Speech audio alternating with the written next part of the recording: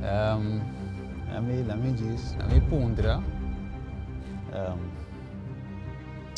Nós temos que como em inglês só, nós temos que compreender todos. Das quatro mais fácil. Se em inglês não, não tem de mistério vertaling.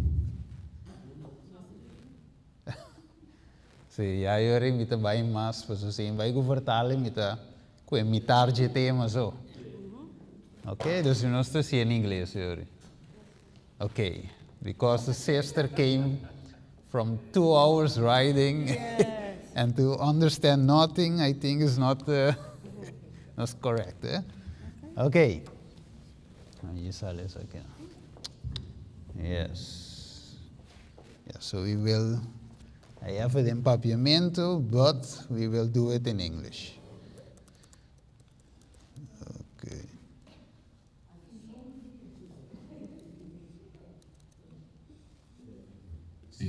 Yeah. Yes.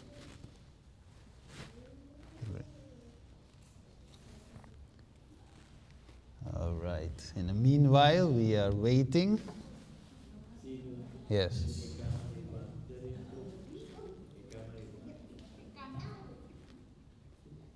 No, te cambié. Te trae, sí.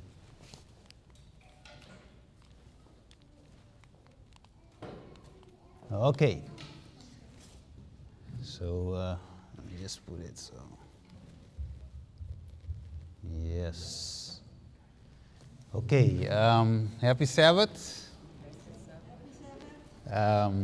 We are thankful everybody's right here. So I'm going to see how we're going to stand to see everybody. Okay. Yes. We are happy to be here this Sabbath, so we can study the Word together, and also we can, the meaning is to grow in Christ and to be prepared for His second coming. All right, but before we begin, let's have a word of prayer. Let's pray. Father in heaven, we thank you, Father, for this day, this Sabbath, your day. Right now that we go into open your word, guide us and give us of your Holy Spirit. We need your Holy Spirit to understand your word, and also for me to be guided by you, so you can use me to present your message. And also, like you know, Father, I have to translate the message into English on real time. So help me, give me the exact words, so it can be understood both for those who are here and those who are online, and those who are going to watch it later on. Thank you, Father. I will be dependent on your guidance to present your message. There's my asking in Jesus' name. Amen. Okay, so what's the title of the message? It is When the Heavens Open. Can you stand? Can you stand when the heavens open? So when I was hearing the message of Sister Felida, I think she was watching me when I was working on the message. Are you there? She was watching. I think I'm going to check my cameras because the message is going in the same direction. Okay? So if we open with Revelation 6 verse 17, it says, Revelation 6:17. For the great day of his wrath is come, and who shall be able to stand? So it is a question. You see, it ends with a question mark, because John is asking the question, who shall be able to stand? So when you see Jesus is coming, he coming in the clouds of heaven with all those angels, and the glory of God, people are asking, because he saw it, that people are asking that the rocks shall fall upon them to hide them from the presence of the Lord. So, when we see this, brothers and sisters, the question might be asked, how is it that people ask that the rocks going to fall upon them to hide them from the presence of the Lord? Since if we study the Bible, for example, John 3, verse 16 and 17, if we go there, we will see what I mean. John 3, verse 16 and 17. Okay, let me see. Okay, it says like this: For God so loved the world that he gave his only begotten Son, to whosoever believe in him shall not perish, but have everlasting life. So, okay, if God sent his Son, his beloved Son, only begotten Son, for whosoever believe in him shall not perish and have everlasting life, why is it then that people will ask that the rocks will fall upon them? To hide them from this, from the Lamb, since the Lamb came to save. Right? So that's the question. What is the problem that people say, hide me from the presence of the Lord? Okay, verse 17. For God sent not his Son into the world to condemn the world, but the world through him might be saved. But, there is a but. Because if we read Hebrews 9, for example, verse 27, okay, Jesus came the first time for what? For whosoever believe in him shall not perish but have everlasting life. So in Hebrews 9 and verse 27, you will see why the people ask for the rocks to fall upon them.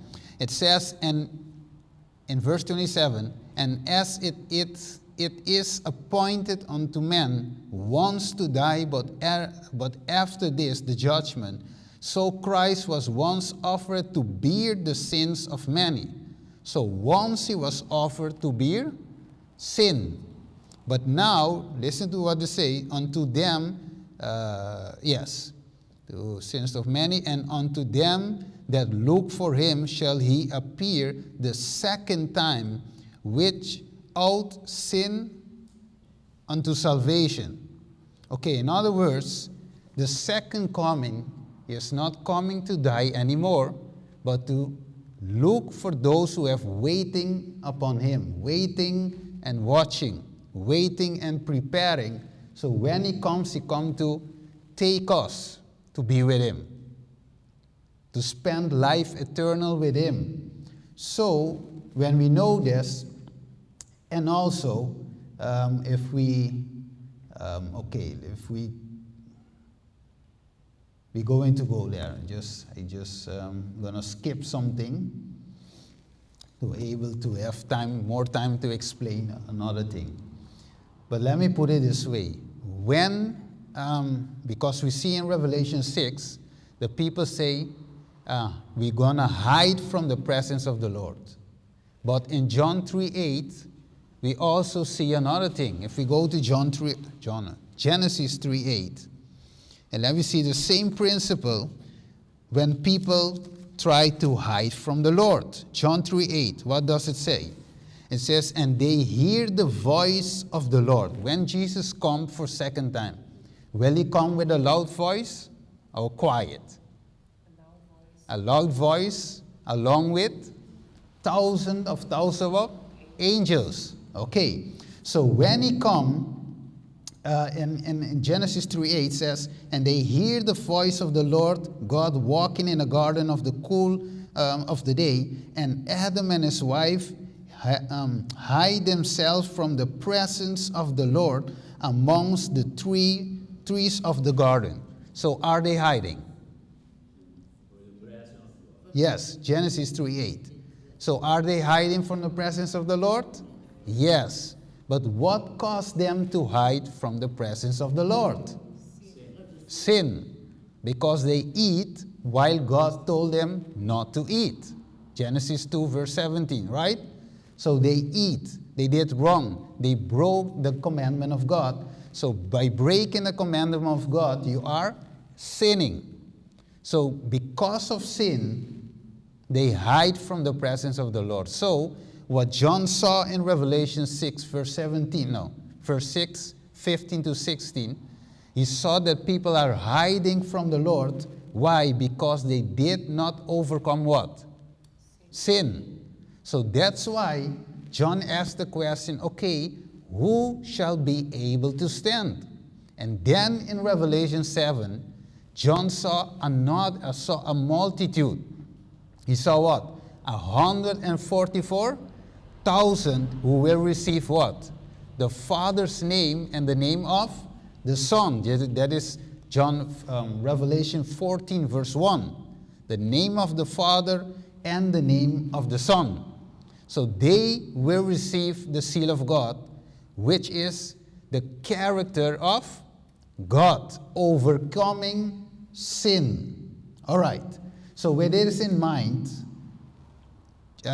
Isaiah 59 and verse 2. Let's go there. Isaiah 59 and verse number 2.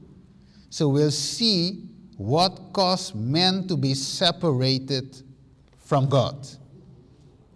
Because in the heaven, we are not to be separated from God, because we will be in His presence all day long, every day, for eternity. So something must be done away before we can enter to live forever with God. So Isaiah 59 and verse number 2. Look what they say. But your iniquities, what? What again? Our iniquities have separated, between you and your God, and your sins have hide His face from you. Here you see again the word, hide His face from you, that He will not hear. So He is not deaf like in verse 1. Okay? He hears, He sees, but sin that separate us from God. And every little sin, tiny, mini sin, is sin. Sin is sin. So sin separates us from God. So that's why John said, okay, who shall be able to stand?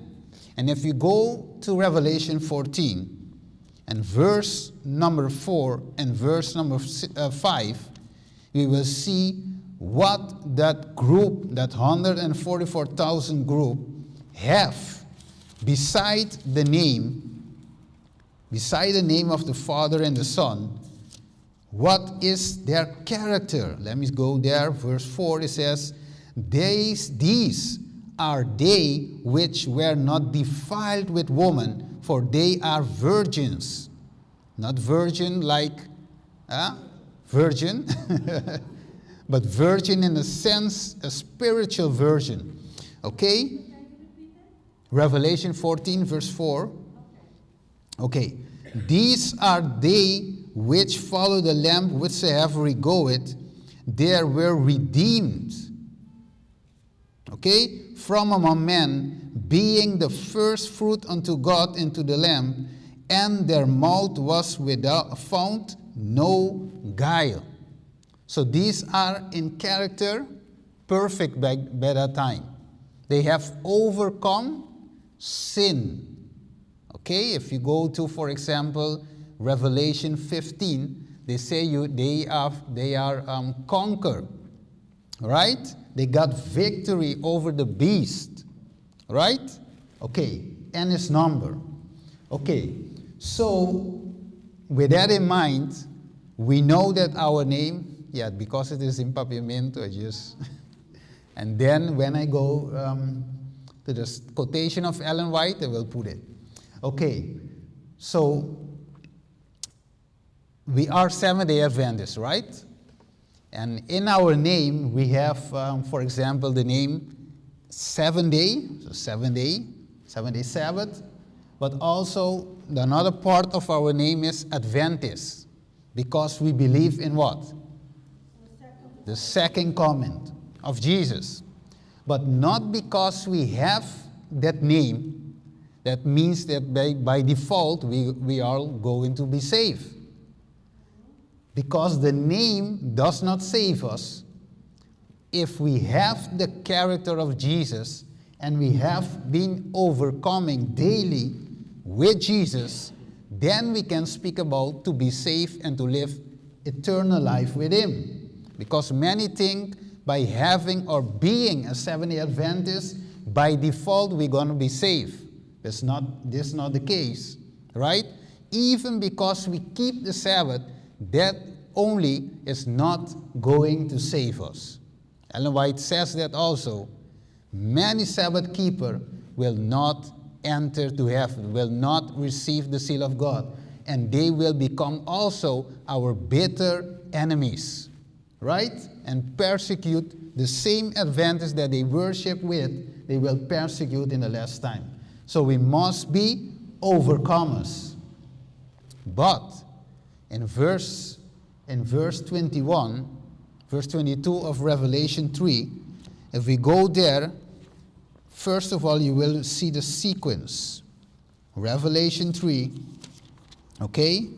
And if we go to verse 20 first. Verse 20, Jesus is knocking where? At the door of our heart, right? He is knocking. But if we don't enter, verse 21 will not count for us. Because 21 says, to him that overcome will I grant to sit with me in my throne, even as I also overcame and sat down with my Father in his throne. So first of all, Jesus must enter into the door of our hearts. Then we can be overcomers, right? So if he don't have a place in my heart, there is no talk about overcome, right? So 20 becomes before 21.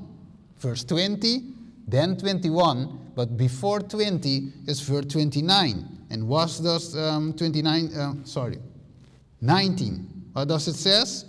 As many as I love, I rebuke and chasten. Be zealous, therefore, and repent. Okay, so if there is no rebuke, no repentance, that means that we cannot be overcomers. Okay, so now with this in mind, we have just seen the reality that sin is the problem. Sin will make us not to be prepared to or able to stand in the day of the second coming of Jesus. Okay, so right now let's go to James chapter 4. James 4 and verse 7. Where are we going to? The book of James, Santiago, Jacobo, James.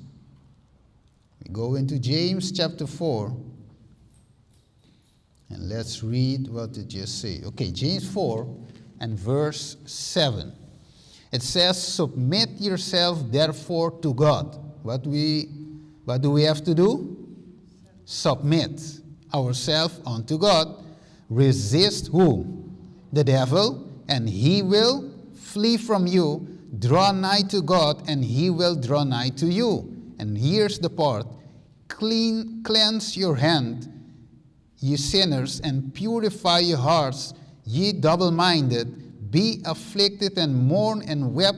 Let your laughter be turned to mourning, and your joy to heaviness.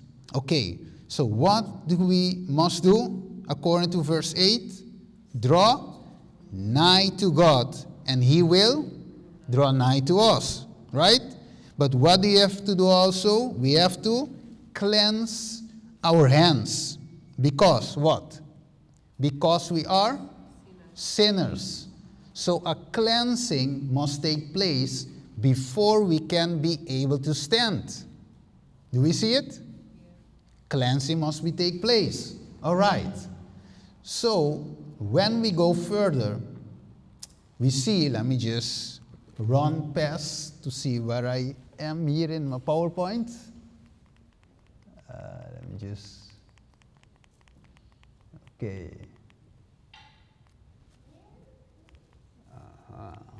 Okay, here we are. Okay, so it's the 2 Peter. Okay, I go into past that. Okay, let me just go into Acts 17. Okay, let's go to Acts 17 and verse 30. Okay, Acts 17. Hechos 17. Acts 17. Okay, let's see what the Bible says here. 17 and verse 30. Versículo 30. Okay, it says, and the times of ignorance God winked at, but now commanded all men everywhere to repent. Repent of what? Of sin, right? Because he had appointed, here it is, he has appointed a what? A day in which he will judge the world in righteousness by that man whom he had ordained, whereof he had given assurance unto all men, in that he had raised him from the dead. So again, what are we waiting on? An appointed day, right? In which he will judge the world by righteousness. Remember, the law of God is righteousness. Okay? So it's according to what we will be judged? According to God's 10 commandments. James chapter 2 also says that we will be judged according to God's 10 commandments. In other words, the 10 commandments is what? God's character. So that's why we must receive the character of God first and able to live with him. That's why Jesus said unto Moses, nobody can see me and stay alive.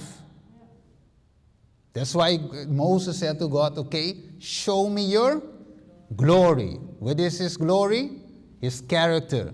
So we must have or receive, along with Jesus, the character of God, so we can stand when he comes in what? In glory. Right? So we cannot see him while we have the character of the beast. Right? It's not only the Sunday. It's not only the Sunday. Along with the Sunday is his character. Because our two characters, the character of God and the character of Satan. That's why in John 8, Jesus said unto those whom you are speaking to, you are of your father the devil. Because if you are Abraham's seed, you should not seek to kill me. Right? Because if you are Abraham's seed, then you must do what he does. But you are of your father the devil. So are two fathers. Okay? One to perdition and one of eternal life. Okay. So with this in mind, when we read Acts chapter 17 and verse 31 also, we have seen that God has appointed a day, right? That he will judge this world by righteousness. Right now, Jesus is our high priest. Also is our advocate. Heavily is our mediator. Right? In 1 John 2 verse 1, we can see it. And also in John 5, we can see it. Also, we can check Acts 17:31. We have just read it. Okay, Daniel 9:24.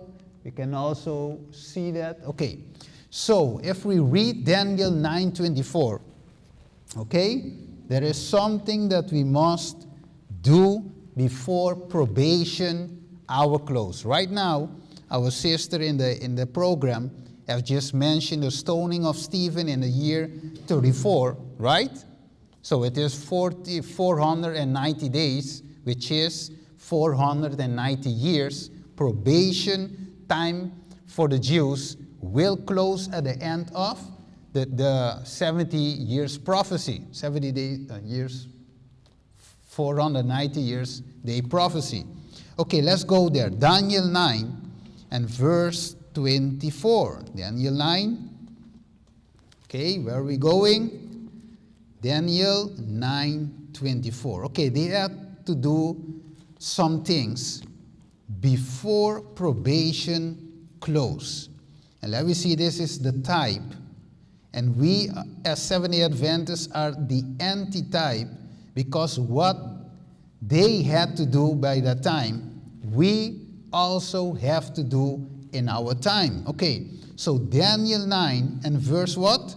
24. It says, 70 weeks are determined upon thy people and upon thy holy city to do what? To finish what? Transgression. What else? To make an end of sins. What else? To make reconciliation for what? For iniquity, and to bring everlasting righteousness, and to seal up the vision and prophecy, and to anoint the most holy. Okay, so by reading that, they could not stay or sit idle, watching the day coming to an end. There must be a work done in the hearts of every Bible-believing Christian by the time, and every Israelite. There must be a work, right? That's why Paul says also in Philippians chapter 2 and verse number 13. Let's go there. Philippians 2 and verse number 13. We will see what was the thing that they had to do before probation closed. But they failed to do it, right? That's why Paul says to the Philippians what they had to do. Verse 13 of Philippians chapter 2. It says, for it is God which worketh into you. But no, let's go to 12. Wherefore, my beloved, as you have always obeyed, not as in my presence only, but now much more in my absence, work out, here it is, work out your own salvation with what? Fear and trembling. Right? So there must be a work done before Jesus comes again. We cannot sit idle and watch and sit and say, he is going to look for me, he is going to come and take me with him, and with an idle life. We must work our own salvation with what again? Fear and trembling. All right. So now we go to the quotation to see what Sister White also going to say to us. Okay, it says, in the defilement and cleansing of the temple, we have a lesson for this time. In what? In the defilement and also what? The cleansing, we have a lesson for what time? This time. This is the time that we are living in. Speaking about the cleansing of the earthly temple in the days of Jesus, we have a lesson for this time. All right? So what God was to show us in that time, he is showing us that it's going to happen again in our time. So there must be a cleansing taking place before the second coming of Jesus. It says, the same Spirit that existed among the Jews, leading them to substitute gain for godliness, yes, and outward pomp for inward purity, curses the Christian world today. It spreads like a defiling leprosy among the professed worshippers of God. So Ellen White is not speaking only about the Jews, but she is connecting their time, their life, their character with the character of God's people today. Right? It says, scary things are brought down to a level with the vain matters of the world, vice is mistaken for virtue and righteousness for crime. Temporal business is mingled with the worship of God. Exhortation and wicked speculation are practiced by those who profess to be servants of the Most High. Say the inspired apostle, know ye not that ye are the temple of God, and that the Spirit of God dwell in you? It's a question, right? Paul is asking. It said, if any man defile the temple of God. So, okay, by reading this so far, we have the earthly temple, the physical temple that you walk into, right, to worship. But you also have the bodily temple, me and you, right, where Christ wants to live in. Okay, so that's why Paul says, okay, that it says, know ye not, okay, know ye not that ye are the temple of God, okay, and that the Spirit of God dwelt in you. If any man defile the temple of God, him shall God destroy, for the temple of God is holy. That's why Jesus said, we are to be holy as he is holy. Okay, which the temple ye are, it is necessary that Jesus should occupy his temple in the human heart with how many days? Every day, and cleanse it from the defilements of sin. Yes, okay, to cleanse us of the defilement of sin. So we are a walking temple, a living temple. So the temple has entered the temple today. A living, walking temple, and Jesus wants to live inside my temple, inside your temple, because if he cannot live, that's why he is knocking on the door, right? To check if you give him access to come in, because he will not enter in any temple. It must be a temple where his Spirit, his Holy Spirit, can dwell. Okay, so John 14 and verse number 17. Okay, let's go there.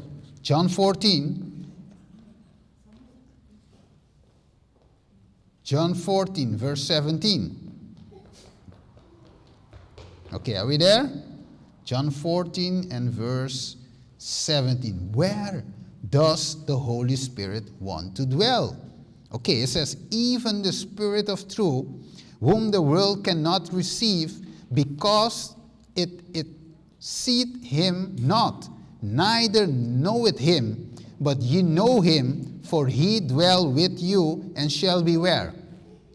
In you. So he want, the Holy Spirit want to dwell in a holy place. Do you think the Holy Spirit will dwell in a sin place? Sinful place? That's why we must make the way for he to come in. Right? If you know, for example, John 16. Okay, 2 chapters away. John 16. Okay, for example, if we go to verse 8, for example. It says, and when he is come, he will reprove the world of sin, and of righteousness, and of judgment. So what three things? Sin, righteousness, and judgment. Why does he convict us of sin? Just to convict us? No, he convicts us of sin so we can come to repentance.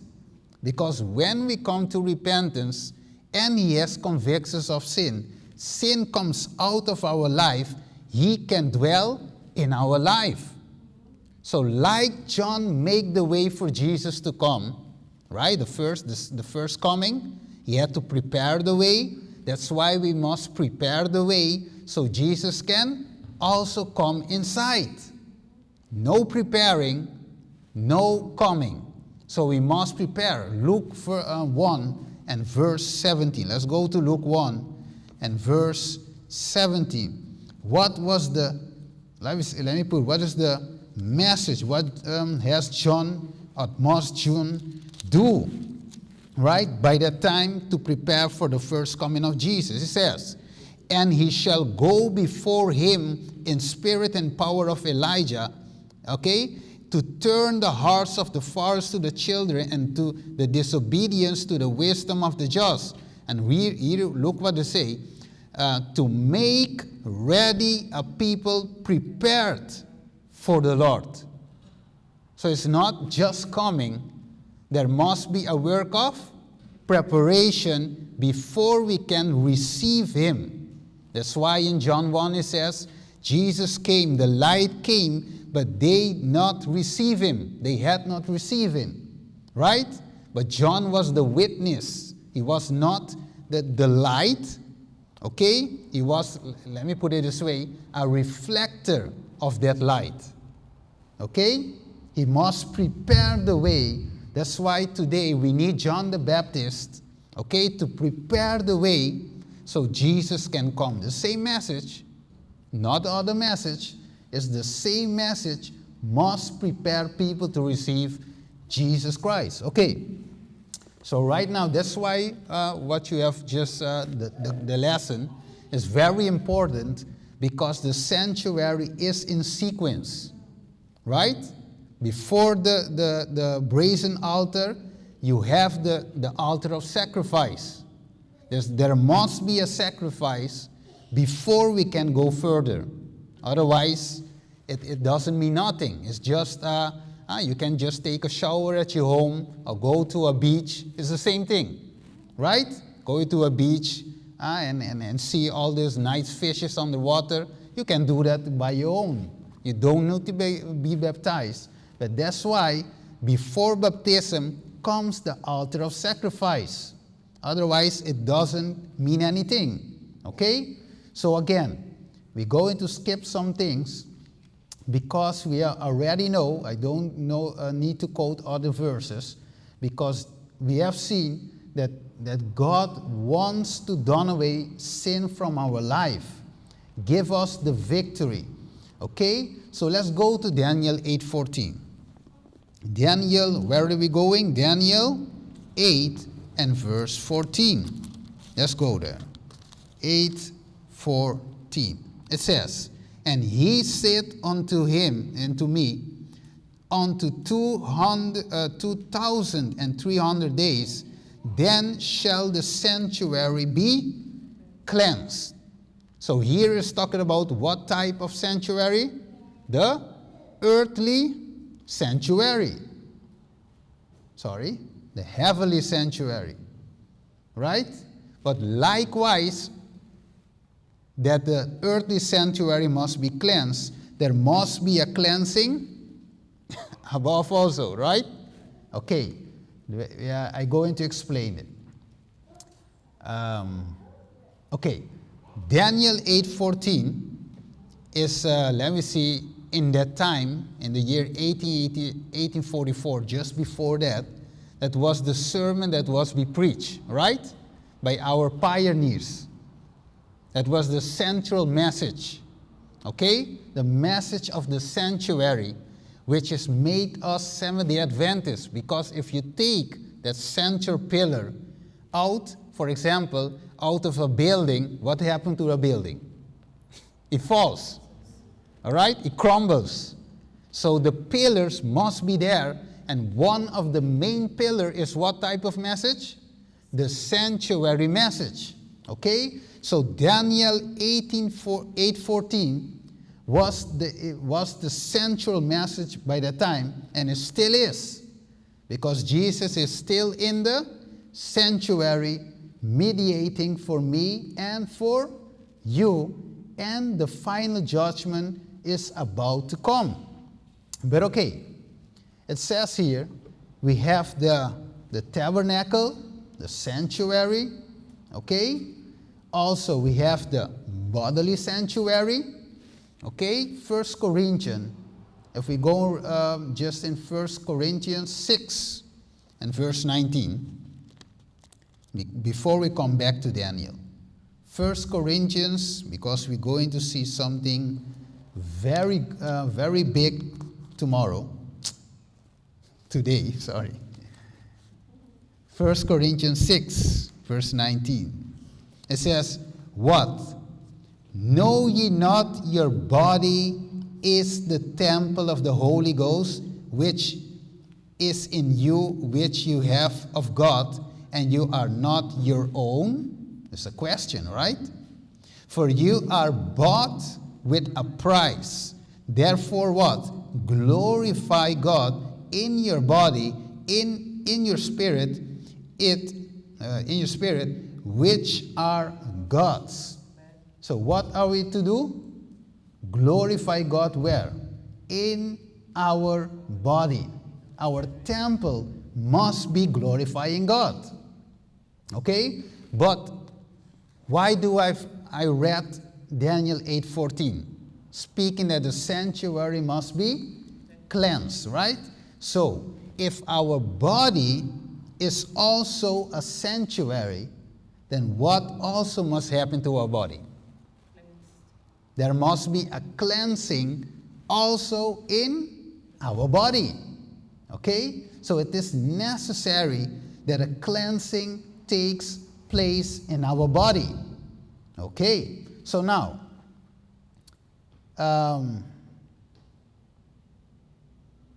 okay. So we will see also, and we know that also, that when Jesus has died on the cross, what happened to the veil in the earthly sanctuary? It was torn it from top to bottom. So the temple was not something that you can reach the top with your hand, but it shows us that it is God that has ended that earthly sacrifice. Right? Ended, because that's why the curtain broke from top till down. No human hands can do that, right? But okay, we go into Hebrews 10 and verse 19. Let's go there to see something big, because we have to see the work that God wants to do with us before probation close. Okay, so Hebrews 9 and what? Verse 19. Okay, it says, having therefore, brethren, boldness to enter into what? The holiest by the blood of Jesus, by a new and living way, which he had consecrated for us, through the veil, that is to say, his flesh, and having a high priest over the house of God. Okay? Let us draw near with true heart in full assurance of faith, having our hearts sprinkled from an evil conscience and our bodies washed with a pure water. Okay? So, must a cleansing take place before the second coming of Jesus? So don't forget that God wants to put what on our forehead? His seal, his character, he wants to put on our forehead. Okay? See, Hebrews 10 verse 19 till 22.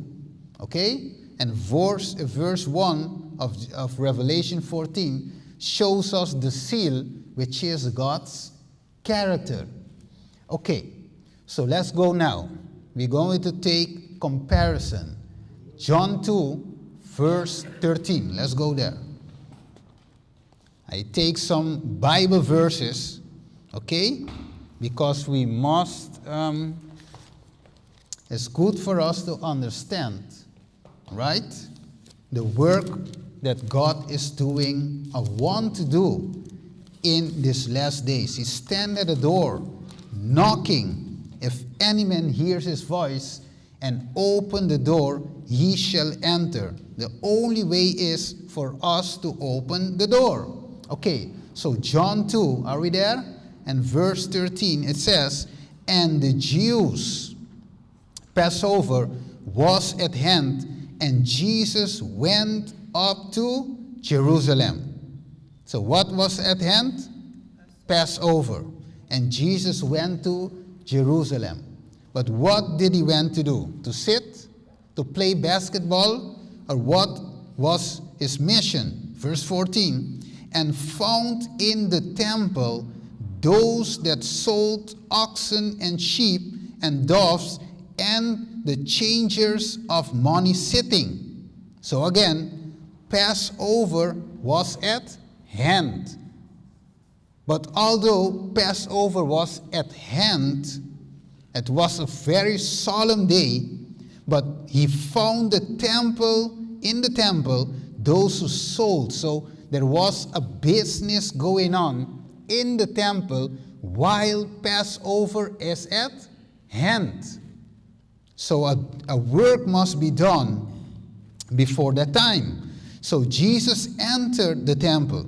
Verse 15, it says, "And when he had made a scourge of small cords, he drove them all out of the temple, and the sheep and the oxen, and poured out the changers' money, and overthrew the tables, and said unto them that sold doves, Take these things hence, make not my Father's house an house of merchandise. And his disciple remembered that it was written, The zeal of thine house hath eaten me up." So what does Jesus have? A zeal for the house. Verse 20. "And then said the Jews, 46 years was this temple in building, and wilt thou rear it up in 3 days?" Question. Verse 20. But okay, did Jesus had made a cleansing here? Because what was taking place before the Passover in the temple? Money changers, a lot of noise, trading, made my Father's house a house of merchandise. So do we see trading today? Right? It's more about numbers, more people be a member of the church, right? It's not about anymore the blood of Jesus, the message, but it's about to get people to buy, people to sell, merchandise, handling, business taking place, but the real reason is outside, because Jesus is the glory of God in flesh, but he is not taken seriously. Jesus himself is out of the mind of the people, but yet they are selling oxen and all those animals which supposed to represent Jesus. But Jesus is outside of all those things. So the temple is running, the temple is open, people are coming in and going out, but Jesus itself is not inside. So again, a cleansing must take place. And when we see on the screen, okay, let me just see.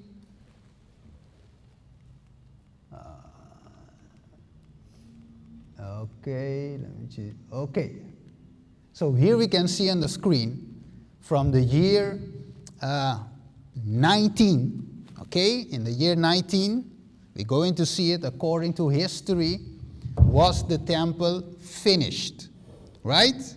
The second, because remember, before that time, the temple was destroyed and everything, so there must be a rebuilding, renewing the second temple. Okay, just by the year 19 was it finished. So, and then when Jesus began his earthly ministry, okay, in the year 27 he was baptized, and then in the year 28 we will see that Jesus did his first cleansing of the earthly sanctuary, the temple. Okay, the temple. He made his first cleansing. We can see it also, I think, here. Yes, we will see it. Then you can see it is in the year 90 BC, or 20 to 90 BC, that when the reign of Herod rebuilt the temple on a more magnificent scale. Remember, also the Romans had joined to build this temple, okay, to make Jerusalem great again. Okay, so likewise we will see, when we see on the next slide, okay, we will see that 46 years from when it finished, and then when Jesus came, he has cleansed, he must cleanse, which was the first cleansing of the temple. Okay, he has purified the earthly temple, okay, in the year 28. Okay, so when we see down, if you see just below 19, you see 1798. And when I going to explain why the year 1798 is there, and also 1844. Okay, so when you take 28 or 19 with 46 years, it comes up to the year 28, when Jesus came and cleansed the temple, the first cleansing. Okay, so if you take a comparison, for example, with Daniel chapter 12, it says, at the time of the end, God will send, let's go there, John chapter 12. Daniel chapter 12. Okay, Daniel chapter 12.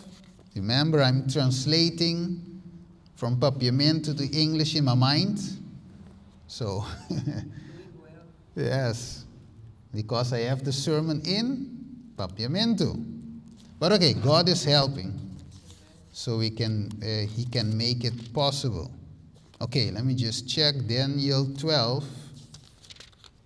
Because it's, okay, now we see it. And verse 10. Let's go to verse 4.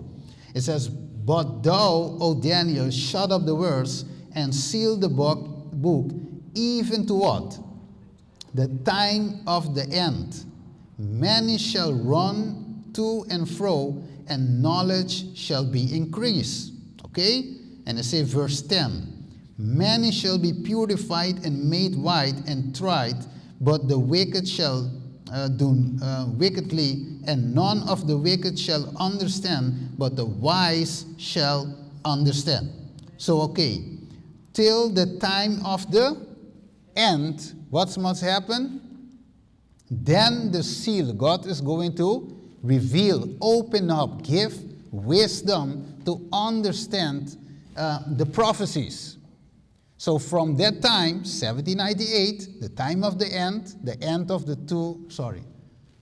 1260 days or years, then it's going to be the time of the end, right?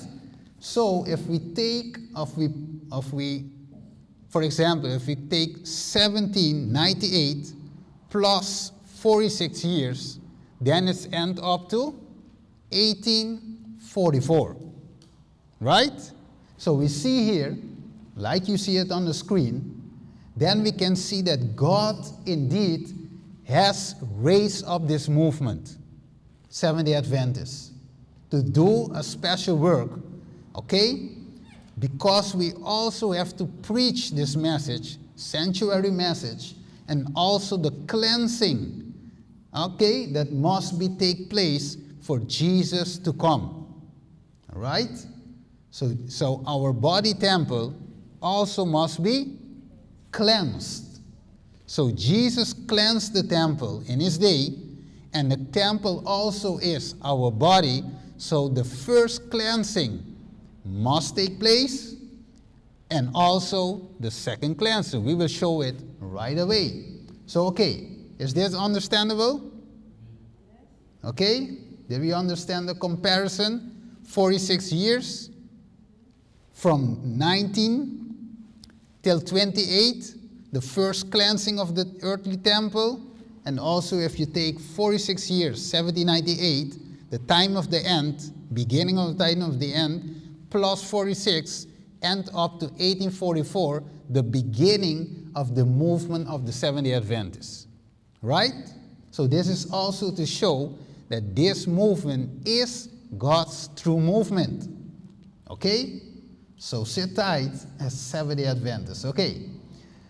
So here we see, in the beginning, in the end of time, like Daniel 12 verse 4 says, we see also in Amos chapter 8 and verse 12 what happened in the end of time.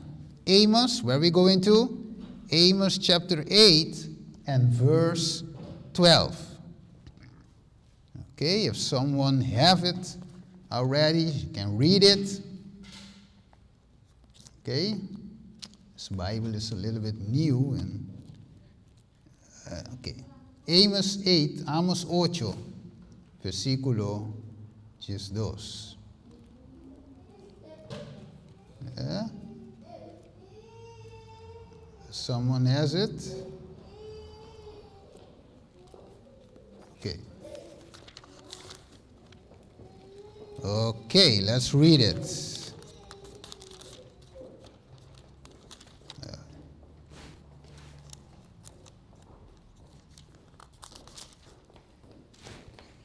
Okay, it says, and they shall wander from sea to sea, and from north to even to east. They shall run and fro to seek what?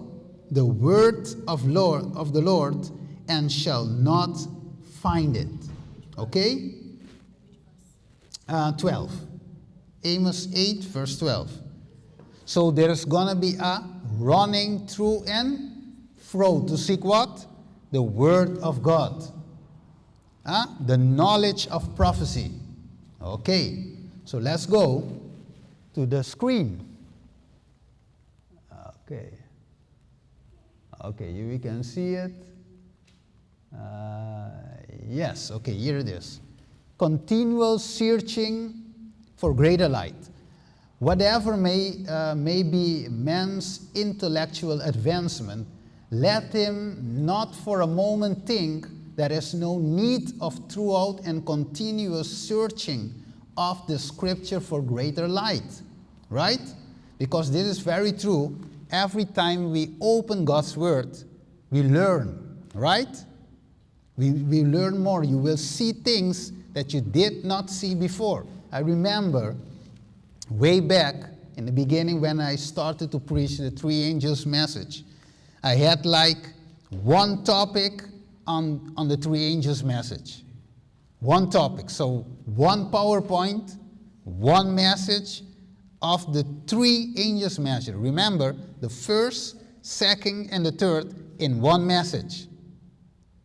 But after a time, when I dig more deep into that message, and then the first angel's message has become a series because I cannot longer preach it in one sermon, in one Bible study, because the more I study it, I see that the first angel's message has so many things to learn in this first angel message only without even touching the second and the third. So I cannot longer preach the message in one sermon. It's going to be a Bible study series. And more than 10 series are just the first angel. So the more you search, the more you learn.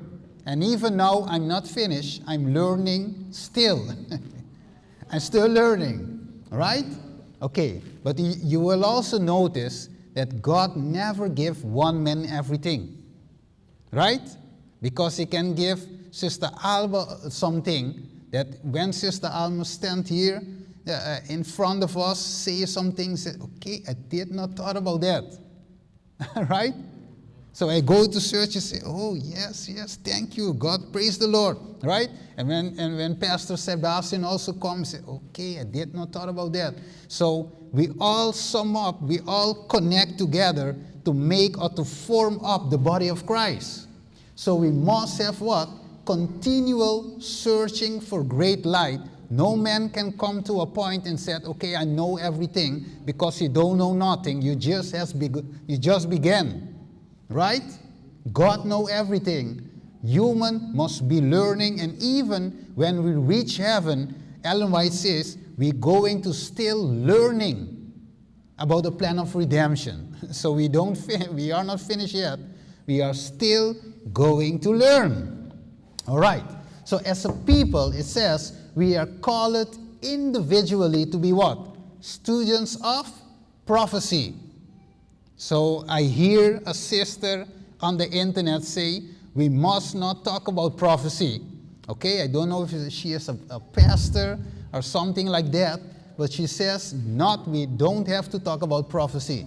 But the Bible and the spirit of prophecy says, we have to be students of prophecy. We must watch with earnest that we may discern any ray of light which God must watch with earnest that we may discern any ray of light which God shall present to us. We are to catch the first gleamings of truth, and through prayerful study, clearer light may be what? Obtained, which can be brought before others. Right? So with prayerful life, study and praying and study we will receive more clearer light. You will notice the text more better. Okay. So again, when we study and see that the earthly sanctuary and also the temple must be cleansed, God has cleansed in Daniel 18:40 the heavenly sanctuary. Okay. So, okay. Let's go to 2 Peter 1:19. Okay.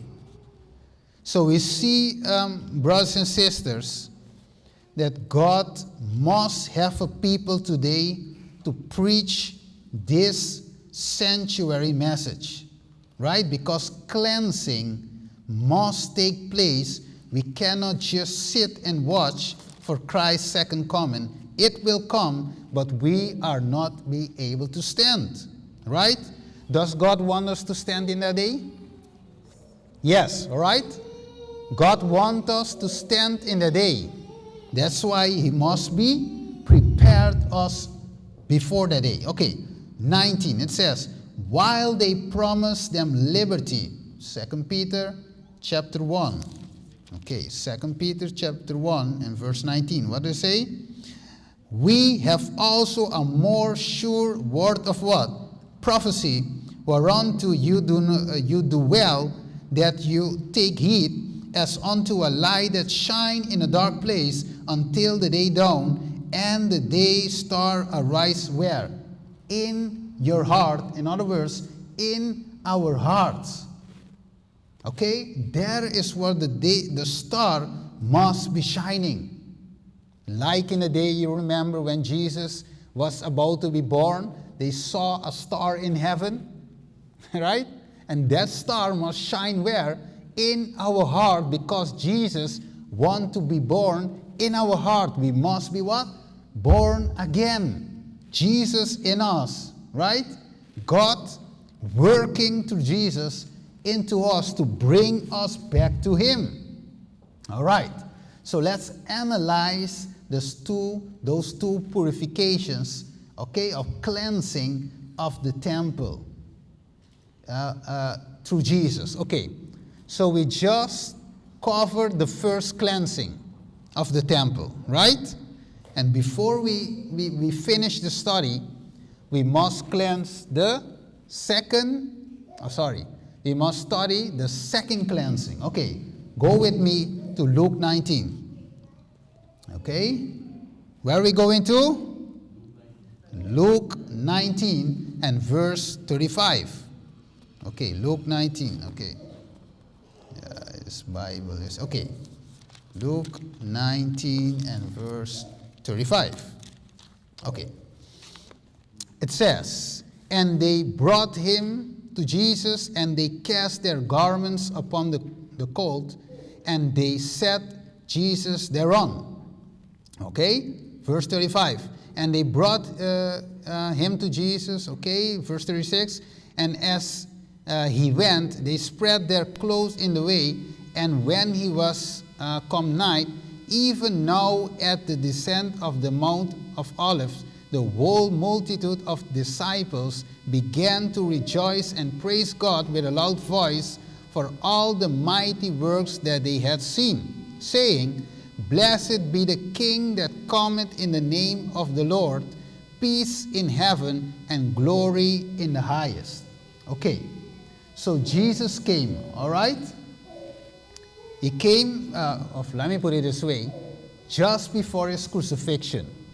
Right? He came on a riding on a donkey. Okay? So they were shouting and waving and everything like that. But it was a Sunday.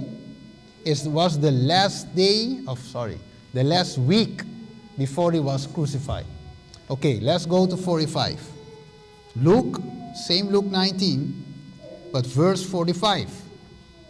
And he went, okay, remember, just before his crucifixion, right? Because the first was when his first cleansing was at the beginning of his ministry, and the last cleansing is before his ministry has ended. Okay, verse 45. And when he went into the temple, and began to what? To do what? To cast out them that sold therein, and them that bought, saying unto them, It is written, My house is the house of prayer, but ye have made it a den of thieves. Okay, so, in other words, Jesus came again to the temple before he was crucified. So before Jesus was crucified, that typifies also the mark of the beast crisis. So before the mark of the beast crisis, what must happen?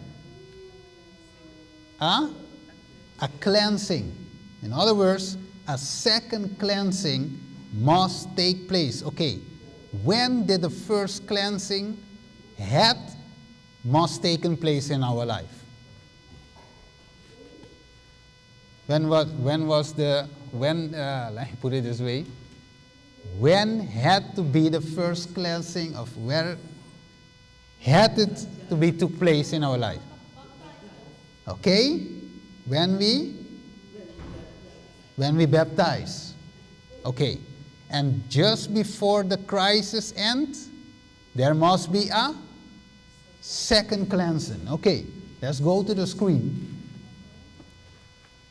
Let me put it this way. Okay, we see it on the screen. Yes. So we see the first cleansing, a primer limpieza, and we see at the year 31, okay, Jesus, the end of his earthly ministry, the second cleansing. So the first at the beginning, the last before he was crucified. So we see, brothers and sisters, that a work of preparation must be done in our lives, right? Okay, look what they say, Ellen White says. Okay, look what it says. When Jesus just began his public ministry, Selected Message Book 2, he cleansed the temple from its sacrilegious profanation. Among the last act of his ministry was the second cleansing of the temple. You see the two? Okay? Two cleansings. So and look how Sister White connect those events in those days with the event that must be take place in these last days in our lives. It says, so in the last work for the warning of the world, 2 distinct calls are made to the churches. What are those 2 distinct calls? The second angel message is, Babylon is falling, the great city, because she made all nations to drink of the wine of the wrath of her fornication. And what? The second is, and the loud cry of the third angel's message, a voice is hearing from heaven saying, come out of her, my people, and that ye will not be partakers of what? Of her sins. So the cleansing that must take place is a cleansing of what? Our soul, cleansing, blotting out the sins of our body, right?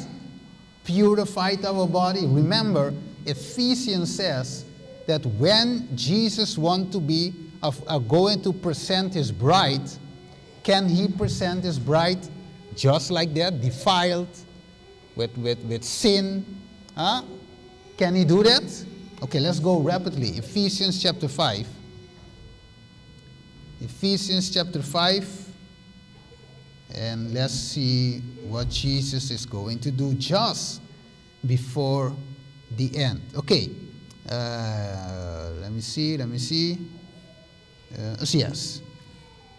Verse 27. Okay? It says, yes.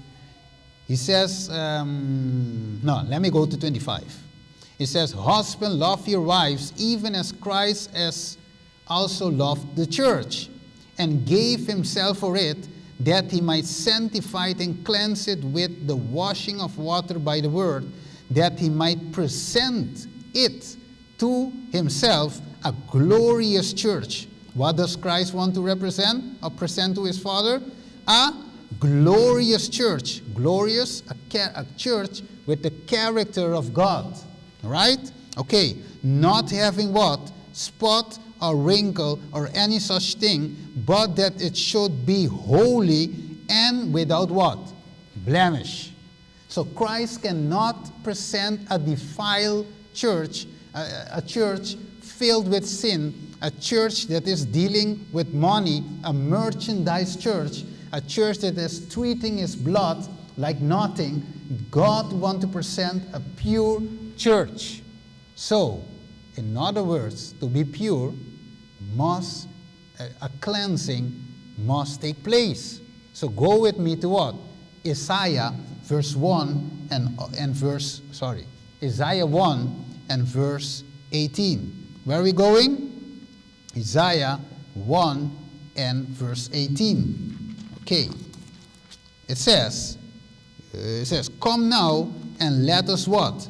Reason together. So before Jesus comes for the second time, there must be a reasoning together. Because where does he stand? In Revelation 3, verse 20. Outside of the doors of our heart, outside of our mind. While he must be inside, he is standing outside.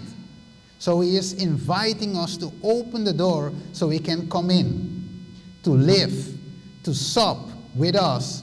Okay? And it says, verse 18, come now and let us reason together, said the Lord, here it comes, to your sins be as scarlet, they shall be, what does God want to do? Make it white as snow, through they be red like crimson, they shall be as wool. So, does this mean a cleansing? Do we need a cleansing? Yes, right? We need a cleansing before the second coming of Jesus. So the self must die. Remember, when we accept Jesus, we will become justify. And then after the justification becomes what? What process? Sanctification. So how many process before we can enter glorification? 2 process. Justification and then sanctification. The first cleansing will be able to make us go through the second cleansing before glorification. All right, so it says here, it says sanctification is not the work of a moment, an hour, a day, but a lifetime. So that's why Paul says, I die how many times? Daily. So it's the daily experience, daily bread. Give us, you may remember Matthew chapter 6, give us today our daily bread. And also in the desert, all the days they receive manna from heaven. And on the 6th day, double manna, right? So they have on Sabbath. So every day is a new experience. Because what happened if you taken the bread of Monday to bring it to Tuesday? What happened with the bread? Can you eat it? No. What happened with the bread? They become, they get worms inside it. Because you need fresh bread from heaven. Jesus was the fresh bread also, right? So it says it's not to be gained by a happy flight of feeling, but it is the result of constantly dying to what? To sin. That's why a cleansing must take place and constantly living for Christ. Wrongs cannot be right in it, nor reformation wrought in the character by feebly, right? Intermittently efforts. It is only by long, persevering effort, sore discipline, and stern conflict that we shall overcome. That's why Paul says again in Philippians 2 and verse 12, that work on your salvation with what? Fear and trembling. So we cannot sit still and says, because we are Seventh-day Adventists, God is going to save me by default. You can sit with your name, but name is not going to save us. Right? So it says here, in the cleansing, what it says? In the cleansing the temple from the world's buyers and sellers, Jesus announced his mission to cleanse not the earthly temple, but the bodily temple, cleanse the heart from what? Defilement of sin. That's why we read in Isaiah 1:18, right? Okay, and also Isaiah 59 verse 2. From the earthly desires, the selfish lust, the evil habits, that corrupt the soul. Okay, know ye not that you are the temple of God? Okay, we read it already. Okay, the yellow part. No man can of himself cast out the evil throughout that have taken possession of the heart. Only Christ. Okay, that's the good news. Only Christ can cleanse the soul temple. So, if Christ has cleansed the temple, which is the meaning that must take place in our heart, we must know that we must be ready for him to accept him to come in to cleanse my soul temple. Take possession of my heart, your heart, our hearts. Only Christ can cleanse the soul temple, but he will not force an entrance. What does he not do? Force the entrance, right? Revelation 3:20, he not force the entrance. So we must be willing to let him come in. He comes not into the heart as the temple of old, but he say, behold, I stand at the door and knock. If any man hear my voice, I will open the door, I will come in. Okay, so I just going, let me put it this quotation. Okay, I don't see it changing, my brother? La pega. Okay, in the meanwhile, let me read it. In our higher calling, it says, many have so much rubbish piled up at the door of the heart that they cannot admit Jesus. Some have difficulties between themselves and their brethren to remove. Others have evil tempers, pride, covetousness with others, love of the world bars the entrance. All this must be taken away before they can open the door and welcome the Savior in. So my brothers and sisters, we have a work to do. We cannot do it on our own. We need Jesus, right? That's why we need this type of messages, that we see all those messages about love, God is love. Yes, God is love. Like it says in 1 John 4 and verse 8. God is love. Okay, let me see. Okay, God is love. But let me say this, we need this type of messages because we must be awakened, okay, before it's eternally too late. So we see on the screen, okay, from 1844, the beginning of this movement, okay, the SDA movement, till the mark of the beast, there must be 2 cleansings, right? So God is calling us. It says, like Ellen White says, God had called his church in, let me see where I'm at. Okay, I don't know where okay, I think I going too far, I don't know. Okay, God has called his church in this day. Which day? This day. Okay? As he called ancient Israel to stand as a light in the earth, but the mighty clever of truth, the message of what? The first, second, and the third angel, he has separated them from the churches and from the world to bring them into a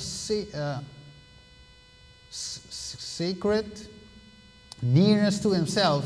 He has made them the depositaries of his law and has committed to them the great truths of prophecy for this time. And it says, nothing is to be permitted to hinder this work. It is the all-important work for this time. It is to be far-reaching as eternity. So, God wants to work in our heart. It says, the house of my Father shall be called what? The house of prayer.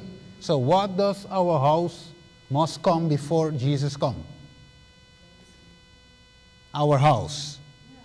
It must become a house of prayer before the end of probation. Did probation close upon the Jews? Yes. Will it close upon us also? So the first and the second cleansing must take place before Jesus comes at the second time. Right? That's why we see all those charts. But we are going to, let me see. Okay? I'm going to speed up so I can finish. Okay? But I have to read just one thing. Okay. It says here, let me just see if I jump something. Let me just see. Okay, while it says here, let me just see. Okay, let me go into read it from the screen. Yes. While the man of business is absorbed in the pursuit of gain, while the pleasure of lover is seeking indulgence, while the daughter of fashion is arranging in adornments, it might be in that hour the judge of all the earth will pronounce the sentence. Thou art weighed in the balance and are found what? Wanting. So is a judgment taking place right now? Is Christ about to come? Is the second cleansing going to take place? So, what does Christ do if he come to my temple? Like in old.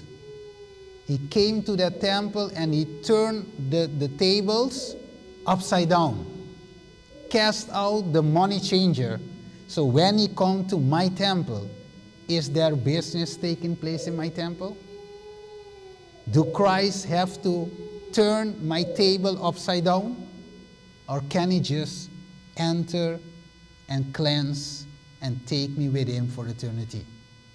That is the thing, my friends. The Savior life on earth was a life of what? Communication with nature and, see, okay, I come to this. Nature, and that was the let me read it. The Savior's life on earth was a life of communion with nature and with God. In this communion, he revealed for us what? The secret of a life of power. Do we need power to get a cleansing to be done in our life? We have just seen we cannot do it on our own. We need God to do it in us. So we need power. We need to know how to get victory over sin. And look how Sister White put this. I love this. I love this. Sister White, let me just see.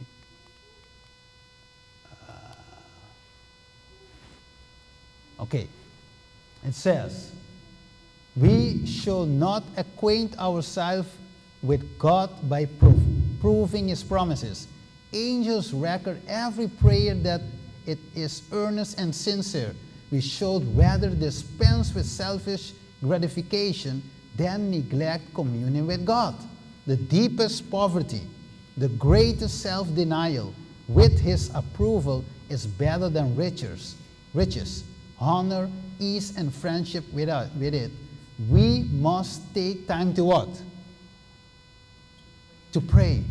If we allow our minds to be absorbed by worldly interests, the Lord may give us time by removing from us what?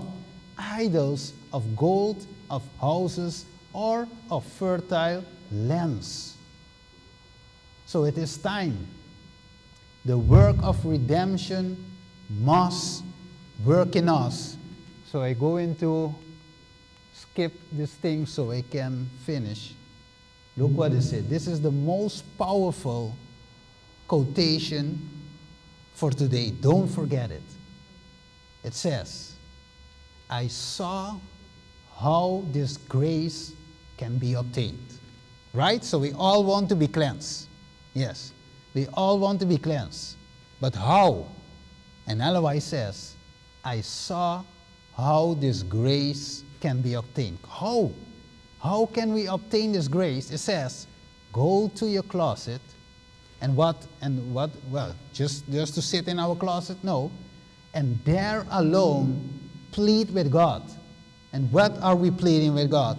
Create in me a clean heart. Remember the cleansing. Clean my heart.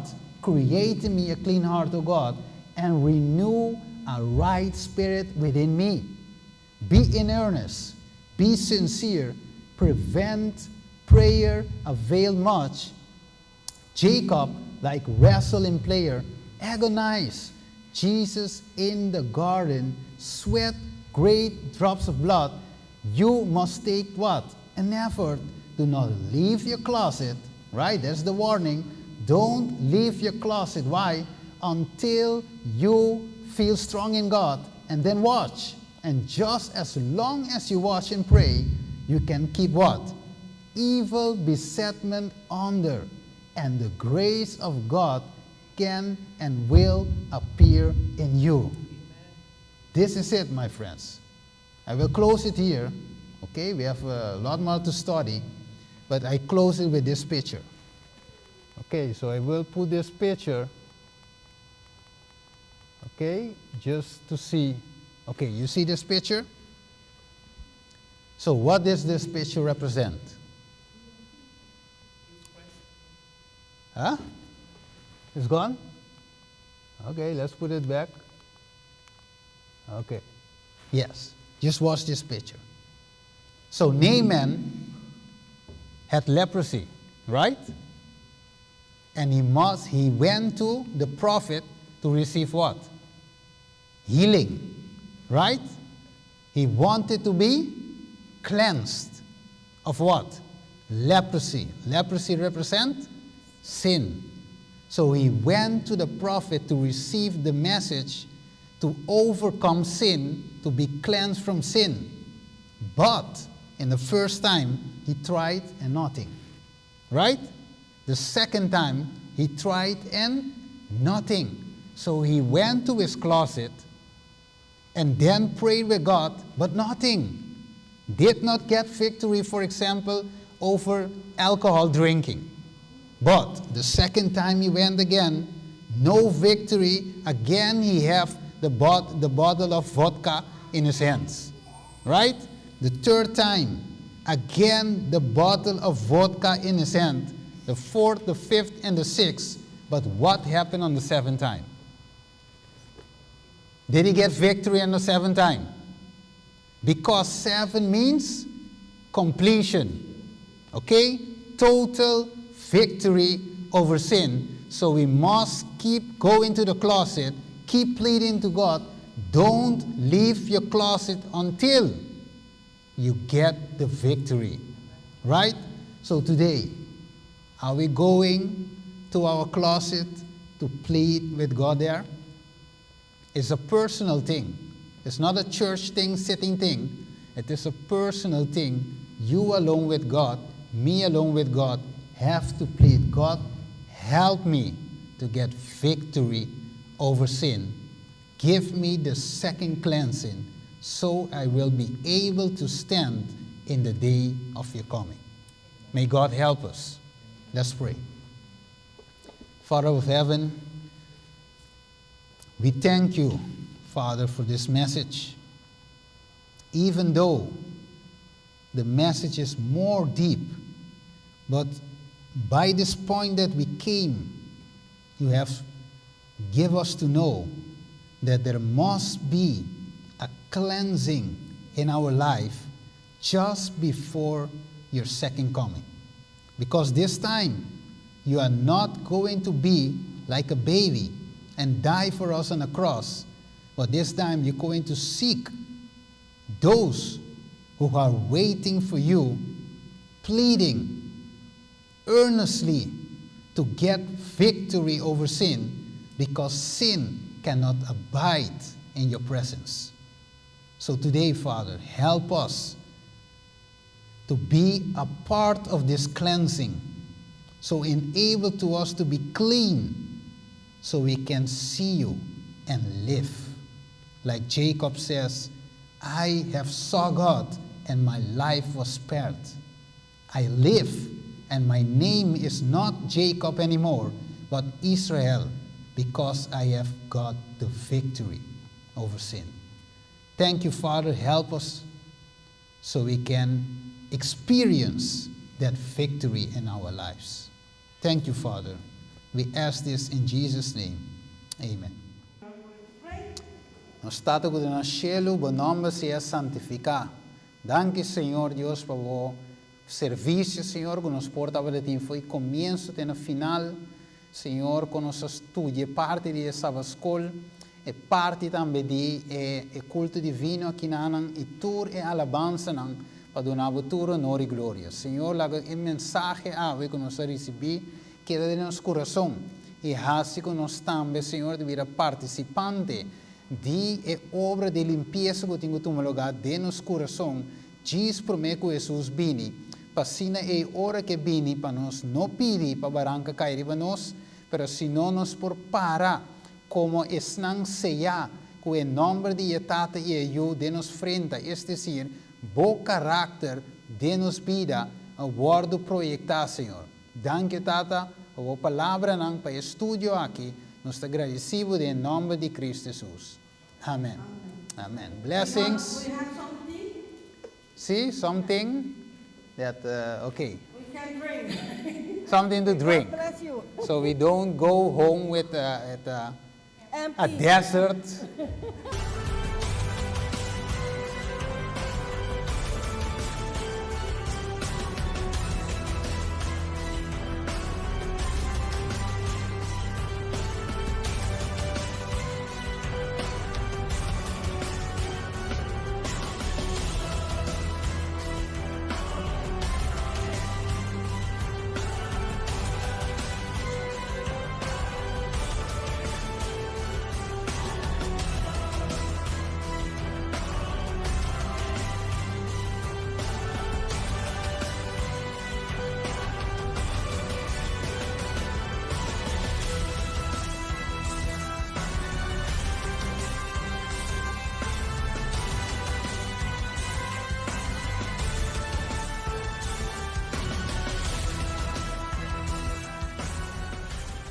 Se você queda na altura de toda a profecia na que está passando, atualmente, aqui como está, no bom canal, ainda tem esperança.